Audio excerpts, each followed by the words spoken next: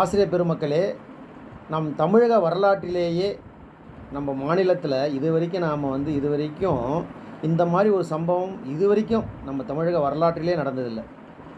ஒரு அப்பாயின்மெண்ட்டை கொடுத்துட்டு 2 மாதங்கள் பணி நியமனம் மேற்கொள்ளப்பட்டு 2 மாதங்கள் கழித்து அந்த கொடுத்த பணியை தட்டி பறிப்பது என்பது தமிழக வரலாற்றில் இதுதான் முதல் முறை.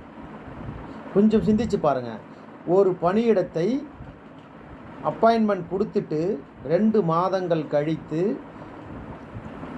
கோர்ட்டில் வழக்கில் சரியான தரவுகள் கொடுக்காமல் நீதிபதி அவர்களுடைய கருத்துக்கு மதிப்பளிக்காமல் நான் போட்ட பணியிடத்தை நான் ரத்து செய்கிறேன் என்று இந்த தமிழக அரசாங்கம் செய்திருக்கிறது. நீங்கள் எல்லோரும் சிந்திச்சு பாருங்கள். 2 மாதங்கள் அவர்கள் பணிக்கு சென்று ஆதிதிராவிடர் பணியில் சேர்ந்த ஆசிரியர்கள் பணியில் சேர்ந்து 2 மாதங்கள் ஆகிறது. அந்த பணியிடத்தை ரத்து செய்து அவர்களை மீண்டும் பணியில் சேர முடியாமல் ரத்து செய்கிறாங்க அப்படின்னா இது எவ்வளோ ஒரு எப்படி சொல்கிறதுனே தெரியல. கொஞ்சம் சிந்திச்சு பாருங்கள். தயவுசெய்து இப்போ ஒரு போட்ட பணியிடத்தையே கேன்சல் பண்ணி அவங்க பணியிடத்தை ரத்து செய்கிறாங்கன்னா அப்போ எந்த அளவுக்கு இந்த அரசாங்கம் போய்கொண்டிருக்கிறது. போட்ட பணியிடத்தையே ரத்து செய்யும்போது நாமெல்லாம் எந்த மூலைக்கு? கொஞ்சம் சிந்திச்சு பாருங்கள்.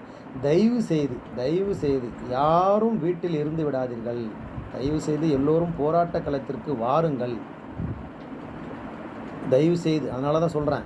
ஏன்னா போட்ட பணியிடத்தையே ரத்து செய்கிற இந்த அரசாங்கம் நம்மை சுற்றி பல்வேறு வழக்குகள் வட்டமடித்து கொண்டு இருக்கிறதுன்னு நான் சொல்லியிருக்கிறேன். அப்போ நாமெல்லாம் எந்த மூலைக்கு? கொஞ்சம் சிந்திச்சு பாருங்கள்.